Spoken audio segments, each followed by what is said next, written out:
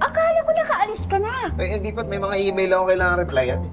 Ay, naku, alas 3 na. Papasok ka pa ba? Stress na? Oo eh, may mga kailangan akong pirmahan sa opisina eh. Dali na lang to. Hi, Nay! Hi, Tay! O ano, nabili mo na sa mall yung gusto mo? Hindi po eh, kaya bumili lang po ako nito. Chicken nuggets and Chica B. Wow, talaga? Naku, gusto ko yun. Ang tagal ko nang hindi nakakain yan. Simula pa nung... Ituloy niyo na po, Nay. Simula nung nag-break kami ni Jacob, di ba? Oo.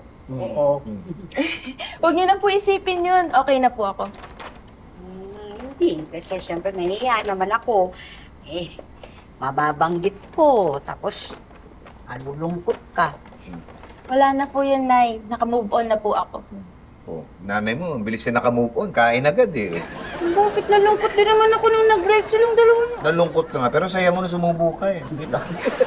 Ngiti mo. Paborito ko tong chikabi eh. Lalo na yung lechong manok nila. Hayaan niyo po, Nay. Sa susunod, bibilan po kita nun. Oo. Nakagutom naman yan. Pengi nga rin. Ano?